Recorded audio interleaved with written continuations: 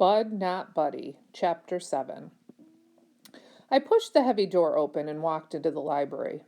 The air in the library isn't like the air anywhere else. First, it's always cooler than the air outside.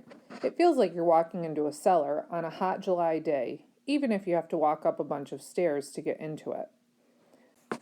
The next thing about the air in the library is that no other place smells anything like it. If you close your eyes and try to pick out what it is that you're sniffing, you're only going to get confused, because all the smells have blended together and turned themselves into a different one. As soon as I got into the library, I closed my eyes and took a deep breath.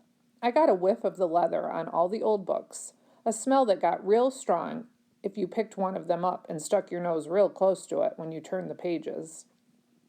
Then there was the smell of the cloth that covered the brand new books, the books that made a splitting sound when you opened them.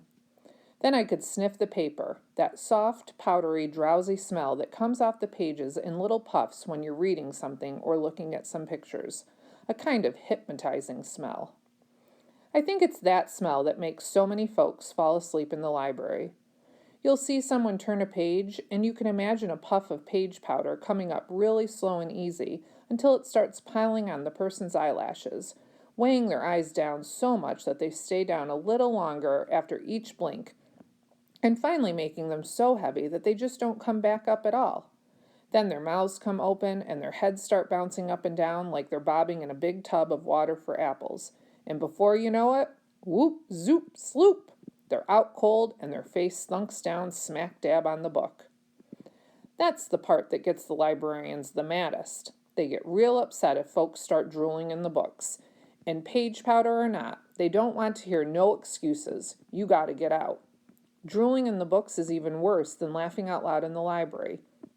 And even though it might seem kind of mean, you can't really blame the librarians for tossing drooly folks out, because there's nothing worse than opening a book and having the pages all stuck together from somebody's dried up slobber.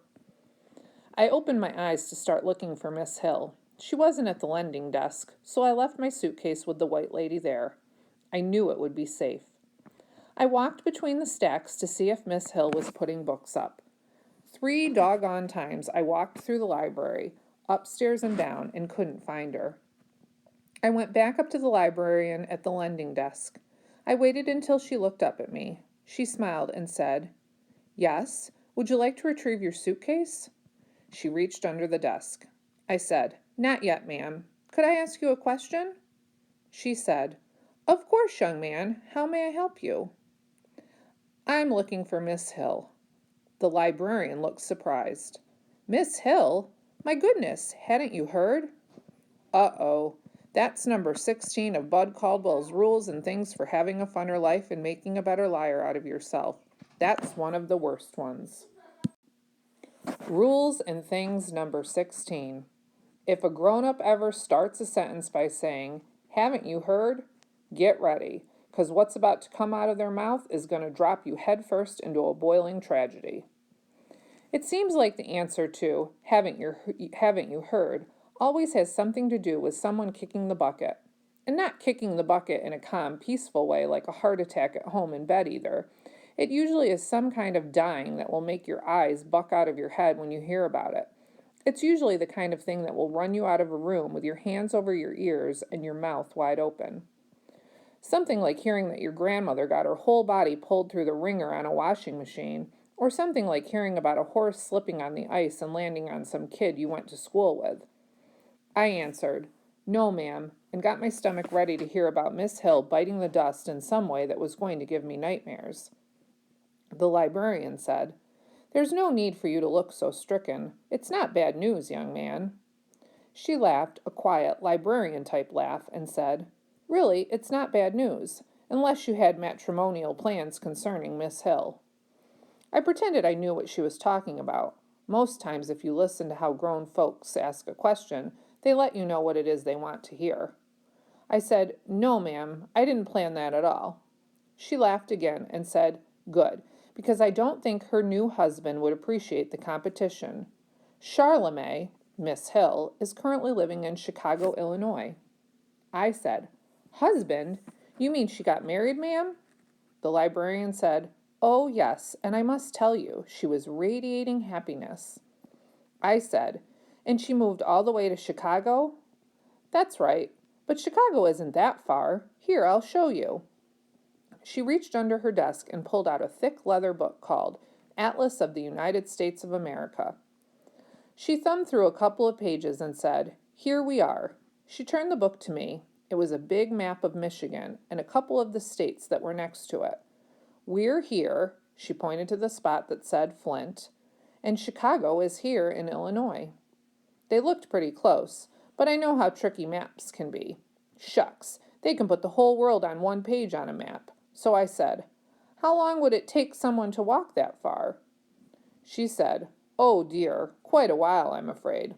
Let's check the distance." She reached under the desk and pulled out another thick book called Standard Highway Mileage Guide and turned to a page that had a million numbers and city names on it. She showed me how to find Chicago on the line that was running across the page and Flint on the line that was running down the page, and then to look at the number that was writ where the two of them joined up. It said 270. She pulled a pencil out and said, "Okay, this is how one figures the amount of time required to walk to Chicago. Now," she pulled a third book out. Shucks, this is one of the bad things about talking to librarians. I asked one question, and already she had us digging through 3 different books. She thumbed through the book until she said, "Aha! It says here that the average male human gait is 5 miles an hour. Okay, assuming that you could cover 5 miles an hour, all we have to do is divide 270 by 5. She did it and said, 54 hours, much too long to be practical. No, I'm afraid you'll simply have to wait until Mrs. Rollins comes back to Flint for a visit. Shucks. Chicago might as well be a million miles away from Flint, and Miss Hill might as well be a squashed, crunched up mess in a washing machine when it came down to helping me now. I thanked the librarian for the bad news and went to sit at one of the big heavy tables so I could think what to do next. Going back to the home was out. It used to be that we'd get a new kid every once in a while, but lately it seems like there's a couple of new kids every day, mostly babies, and they're most always sick.